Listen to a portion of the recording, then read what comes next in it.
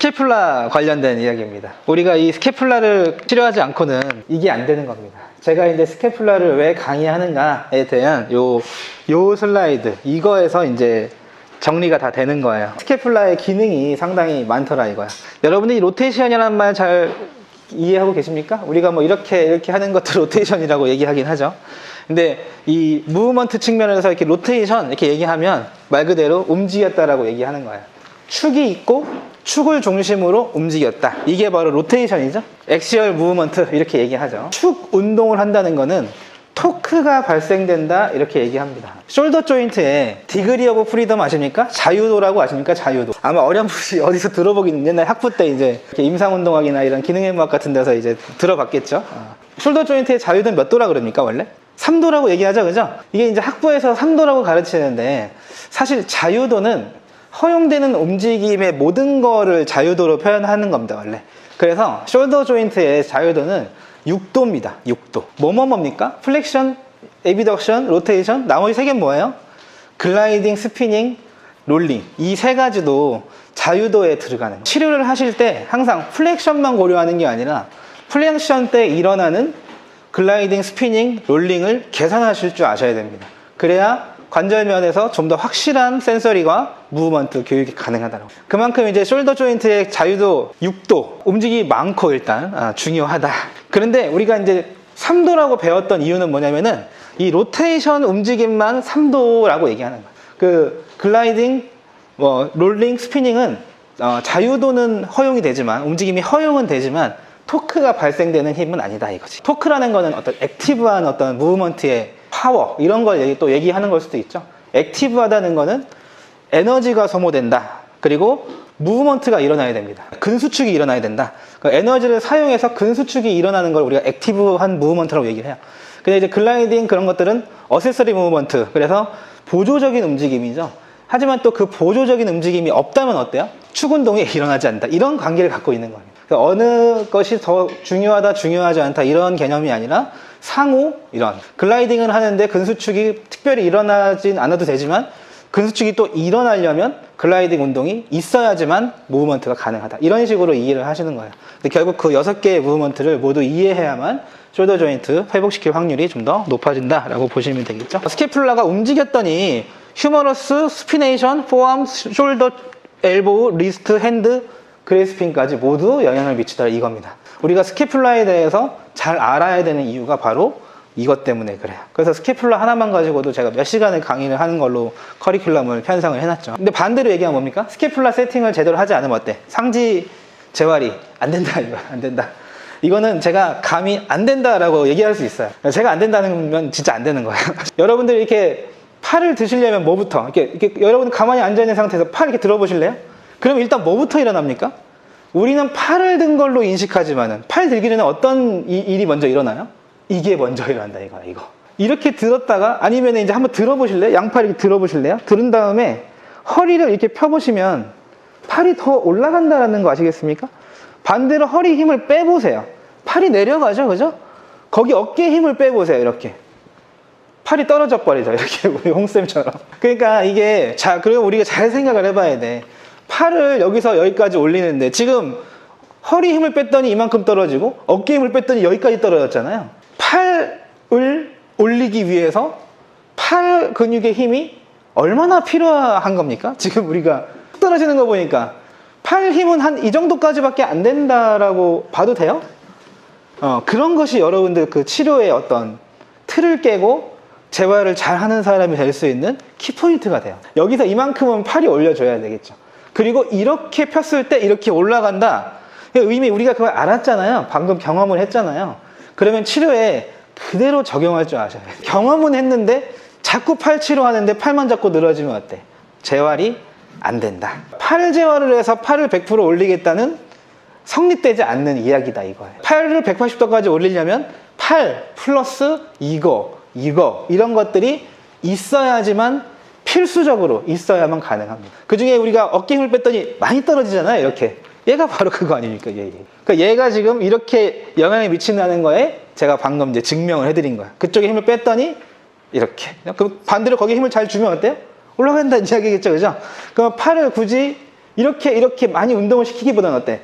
이쪽 파트의 어떤 안정성을 통해서 올려주는 겁니다. 이게 재활의 핵심이다 이거. 그런데 여러분들 내 스캐플라, 내 손가락이 어디 있는지는 이렇게 눈으로도 볼 수 있고 이렇게 만질 수 있잖아요. 내 스캐플라가 지금 어디서부터 어디까지 이렇게 이어져 있는지 혹시 아시겠습니까?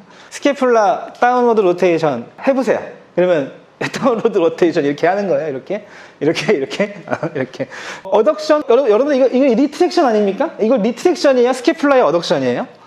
이런 거 잘 모르겠지 않아요? 근데 이런 거 되게 제가 이제 학자라서 막 여러분들한테 따지려고 하는 게 아니라, 저도 옛날에 임상생활 할 때 뭐 리지디티와 스파이시티의 차이를 얘기해 보세요. 그런 질문 되게 싫었거든요. 근데 제가 이제 치료를 오래 하고 가르치는 사람이 되고 치료를 이렇게 하다 보니까 뭐 스파즘과 스티프와 스파스티와 아트로피의 차이를 얘기하세요. 여러분들 되게 막 짜증나잖아요. 그런 거.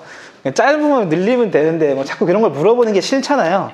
근데 그런 거를 알아야만 되는 상황이 있기 때문에 물어보게 되더라고요. 아트로피와 스파스티와 스티프의 차이를 정확히 알아야, 테크닉을 많이 아는 것보다 그런 걸 더 많이 아는 게 나중에는 치료하는데 훨씬 더 큰 도움이 되고, 반대로 얘기하면 그런 걸 모르면 실패한 치료가 더 많아집니다. 내가 의도한 치료가 돼서 내가 의도한 어떤 재활이 돼야 되는데, 우연히 잘 되는 거는 내가 잘했다고 보기 어려운 정도의 우연이 되는 거 있잖아요.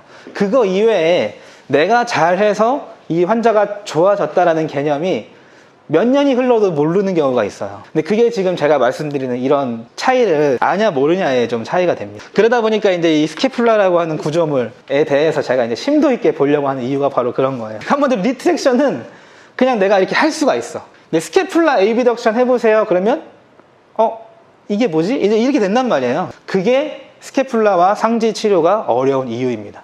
그러니까 상지 치료가 어려운 거는 또 스캐플라의 어떤 안정성이나 스캐플러 휴머럴 리듬 이런 걸 만들어주는 거에 어려움이 있기 때문에, 그리고 그 어려움은 방금 제가 말씀드린 스캐플라 어디에 있다라고 봐야 되나? 모르잖아요, 우리가. 엘리베이션? 이게 엘리베이션이야? 나중에 이제 엘리베이션도 제가 정확히 알려드릴 건데, 그런 게 아니다. 그런 것이 있기 때문에, 한마디로 얘기하면 이걸 제가 어떻게 표현하냐면 비인지적인 구조물이다 이렇게 표현합니다. 내가 인지적으로 움직일 수가 없어요, 얘는.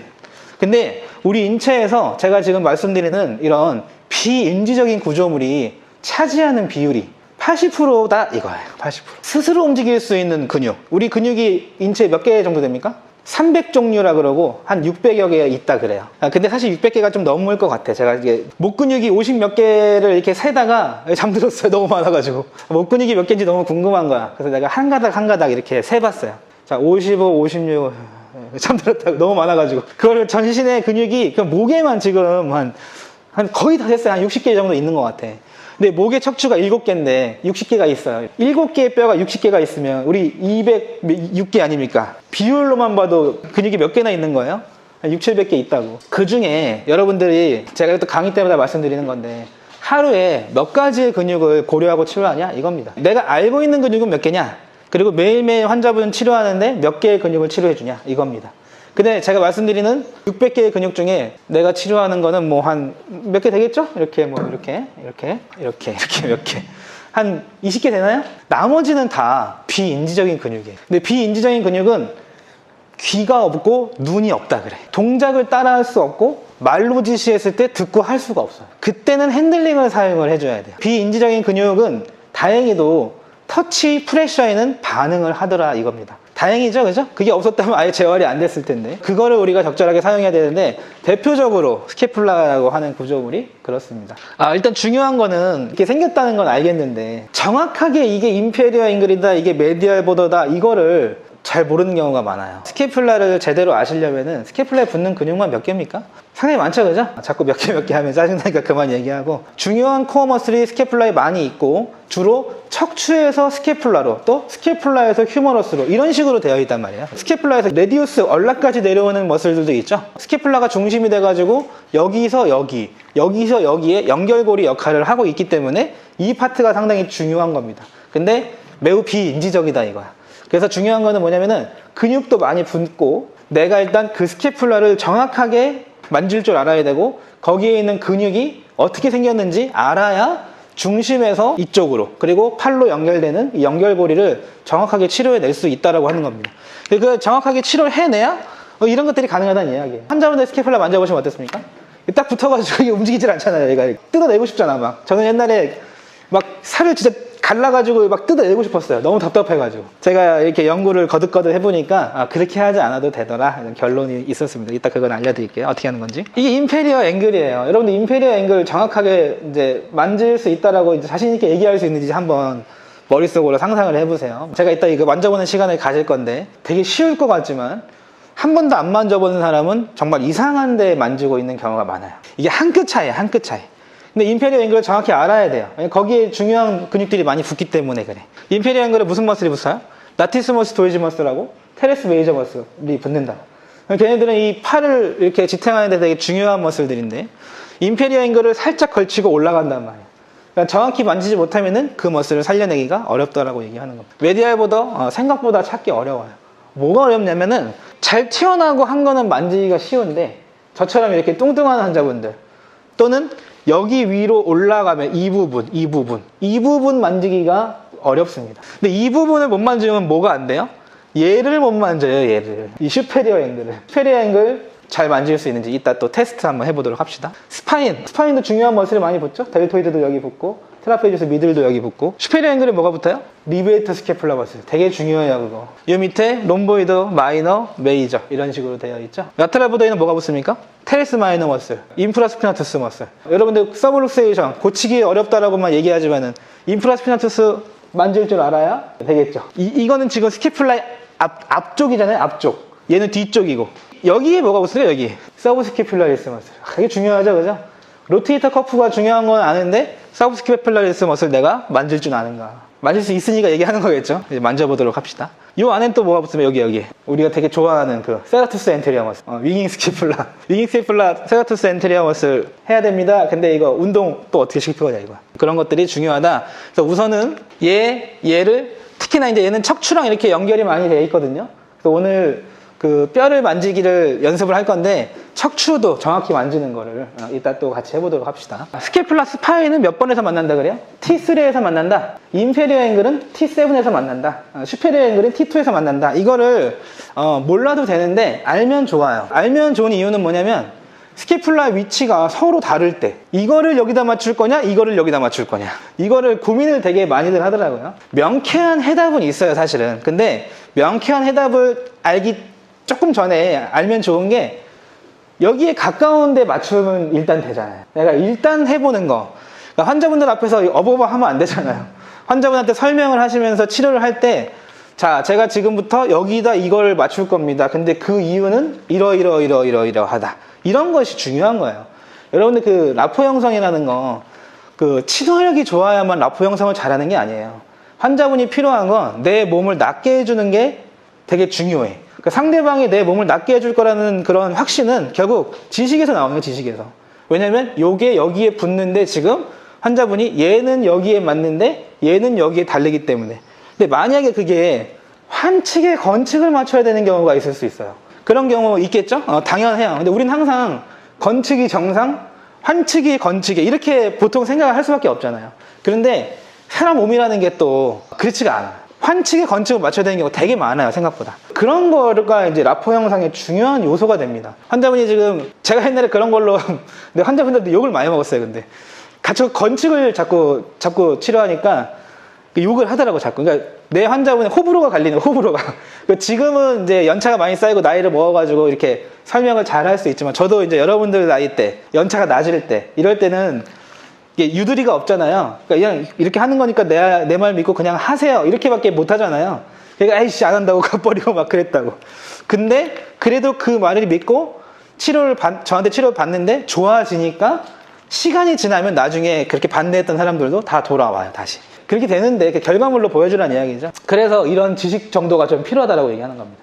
그래서 여기에 맞추고 여기에 맞춰서 해야 된다. 여기 사이가 지금 5cm 정도 된다 얘기하는데 누구나 5cm는 아니죠. 사람의 등치 차이가 있기 때문에. 다만 어느 정도 간격이 필요하다. 그럼 얘가 이제 붙어 있냐 떨어져 있냐 이것도 좀 계산을 어느 정도 할 줄 알아야 된다고 하는 거죠. 잘 모르겠으면 이 수치를 대입해 가지고 어느 쪽이 더 좋은 쪽이냐를 판단하셔도 좋다 이거야. 아시죠? 그래서 이런 걸 좀 아시는 게 좋습니다. 그 다음에 이거는 많은 사람들이 잘 모르는 건데 인페리어 앵글과 이스키알 투버러시티가 잘 맞아야 됩니다. 이거는 보행에서 아주 중요합니다. 하지만 이제 보행에서만 중요한 게 아니에요. 여러분들 리칭을 나갈 때는 항상 체중의 이동이 필요합니다. 그러니까 여러분들이 아까 두 팔을 올릴 때 이렇게부터 했던 거, 이게 이제 COM, 업라이트를 통해서 내 체중의 중심이 이동하기 전 동작이에요. 좌우 분리가 되지 않은 운동입니다. 우리 인체는 미드라인이 있고 좌우가 있어요. 아이가 태어나가지고 배밀이를 할 때, 뒤집는 거를 할 때 되게 엄마 아빠가 막 눈물 흘리잖아요. 그게 본능적으로 전문가가 아니어도 이 중심 위에 있다가 이렇게 한다는 게 위대하다는 거를 본능적으로 아나 봐. 그걸 하면 되게, 혹시 그러셨습니까? 애 뒤집었다 이렇게 뿌듯합니까? 왜 우는지는 잘 모르겠는데 어쨌든 내 아이가 발달하는 걸 보면서 우는 거야. 그러니까 발달하는 전 단계는 좌우 분리가 안 된 상태고 발달한 다음이 라테럴 개념이 생긴다는 거를 본능적으로 아는 겁니다. 팔 재활을 할 때도 마찬가지로 일단 이렇게 먼저, 그리고 이동을 했을 때 팔이 나갈 수가 있는 거예요. 이렇게 된 상태에서는 팔을 뻗어도 ADL 수행에 이제 한계가 있기 때문에 그걸 우리가 뭐라고 얘기하냐면 모티베이션이라고 얘기하는 거. 제가 이제 모티베이션도 마찬가지. 우리가 아까 제가 말씀드렸던 라포 형성, 모티베이션 이런 게 이렇게 뭐 오셨어요 해가지고 예쁘시네 이런 것도 되게 중요한데 아까 말씀드린 대로 환자분이 하고자 하는 거는 결국에는 할 수 있다는 걸 보여줘야 돼요. 그러니까 여기서 이제 이게 팔 이렇게 자꾸 쓰고 앉아 있으면 이게 되는 거야 이렇게.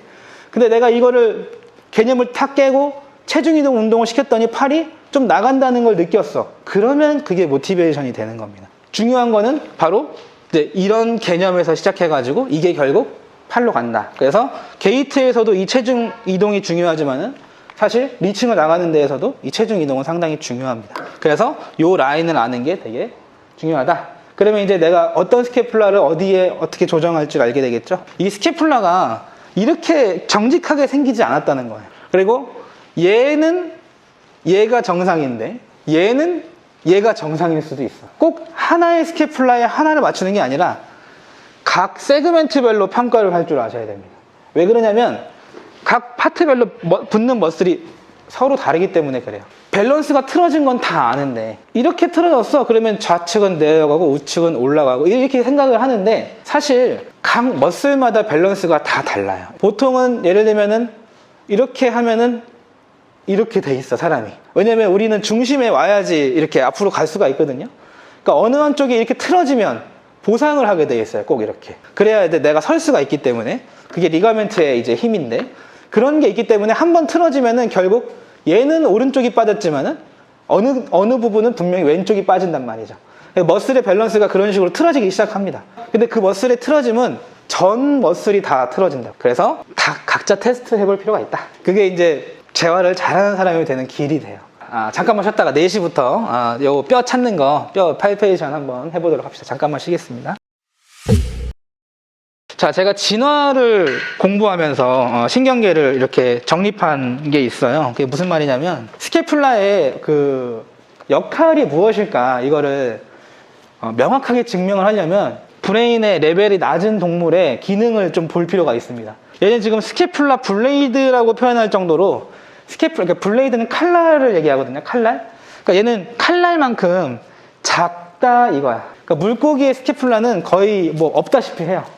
그런데 이제 물고기와 사람의 차이를 아시면 스캐플라 역할이 나오는 겁니다. 그러니까 스캐플라가 우리 인체에 어떤 역할을 하는지가 나오는 건데 지금 물고기는 팔다리가 없고 지느러미가 있잖아요. 얘가 팔다리예요. 그러니까 이제 우리는 손가락도 있고 엘보 다 있는데 얘는 지금 뼈 보시면은 거의 숄더 조인트가 뭐 이 정도로 돼 있는 정도. 보니까 스캐플라가 거의 없다시피 해. 그러면 결국 우리가 갖고 있는 스캐플라는 팔을 사용하는데 필수다라고 결론을 맺을 수가 있어요. 여기서. 이 팔이 없는 애들은 스캐플라가 같이 없다라는 걸 아는 거죠. 여기 테트라포드라는 말이 있는데 테트라포드는 약간 그 공룡 정도 된다고 보시면 돼요. 공룡이 테트라포드라고 표현해요. 거기서 이제 새로 조류로 진화하는 과정에 있는 그런 동물들인데 봤더니 땅바닥을 딛는 요 기능을 가진 애들을 보니까 스캐플라가 존재하더라 이거야. 그러면 아까 물속에 있는 그 지느러미만 갖고 있는 애들은 스캐플라가 없었는데 그 앞쪽 다리로 바닥을 딛는 애들을 보니까 스캐플라가 생겼대. 그러면 팔을 딛는데도 스캐플라가 아주 큰 역할을 한다는 걸 아셔야 됩니다. 그러면 안정성에 일단 관여한다라고 보면 되겠죠. 근데 얘는 이렇게 딛기는 하는데 이렇게 갈 수는 없어요. 오픈 카이네틱 체인에서는 움직이질 않아요. 봤더니 코라코이드 프로세스가 발달하지 못한 형태인데 있긴 있어. 그러니까 이제 우리가 기어가려면은 이렇게 가는 정도가 코라코이드 프로세스가 하는 역할이다라고 해석을 하는 겁니다. 딛는 동물의 스캐플라가 이렇게 생겼어. 그리고 여기서 이만큼 차고 나가는 정도가 코라코이드 프로세스의 역할이었구나라고 보시면 되는 겁니다. 참고적으로 하체를 본다면 하체. 얘네들은 지금 펠비스가 없거든요. 펠비스가 없는 대신에 뭐가 있습니까? 꼬리가 있는 겁니다. 꼬리. 이 꼬랑지가 펠비스의 역할을 해주는 거야. 근데 이제 얘가 직립을 점점 동물이 직립을 하면서 꼬리가 없어지고, 원숭이도 꼬리가 있죠? 원숭이도 이렇게 꼬리가 있는데, 꼬리는 우리가 이 인체에서 세시타플랜에서 이렇게 뒤쪽이잖아요. 뒤쪽. 그래서 다리가 앞으로 나가는데 뒤에서 스테빌리티를 잡아주는 역할. 그게 바로 꼬리가 하는 역할이에요. 사람은 꼬리가 없어졌잖아요. 꼬리가 없어졌으니까 뭐가 발달했겠습니까? 펠비스가 발달했다고, 펠비스가. 그리고 그 꼬리의 역할을 내 다리가 이렇게 감으로써 그 역할을 대신 해주는 거예요. 그러니까 이제 사람이 어떤 스테빌리티의 집합체라고 볼 수가 있겠죠. 앞쪽에서도 하체가 조절할 줄 알고 뒤쪽으로도 조절할 수 있다라고 하는 겁니다. 사람보다 조금 낮은 단계, 한 침팬치 정도가 이제 인간의 지능하고 비슷하다고 얘기하는데, 걔네들은 이렇게 돼 있죠, 다리가. 이렇게 서질 못하고, 얘 돼 있죠, 이렇게. 그러면 얘가 이렇게 가지는 못한다는 이야기야. 뭐, 이렇게는 어떻게, 그러니까 트렁크랑 같이 도는 거는 어떻게 하겠는데, 가만히 선 상태에서 다리를 올곧게 뒤로 가는 거는 이게 안 된다는 이야기죠. 그러니까 내가 이제 이거는 예전에 어떤 사람이 백리를 치료하는데, 백리가 자꾸 이렇게 무릎이 이렇게 빠지니까, 이렇게 탁 빠지고 이렇게 데리고 나가니까, 자, 무릎 펴지 말고 이렇게 하고 다리를 나가라고 가르치는 선생님을 제가 옛날에 봤는데, 탁 튕기니까 이거를 튕기지 말고 이렇게 한 상태에서 이렇게 걸으라고 이렇게 가르치더라고, 이렇게. 근데 이거는 지금 침팬지 수준의 게이트를 가르친 것밖에 안 돼요.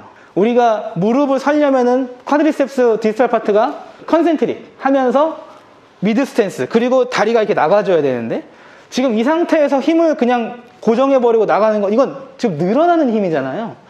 인간의 브레인의 기능에 역행하는 치료가 돼요. 상식적으로 그냥 피지컬만 보면은 이렇게 해서 걸으면 좋겠다라고 생각하긴 하는데, 이게 사실 신경계 치료에서 되게 조심해야 될 약간 함정이라고 해야 되나?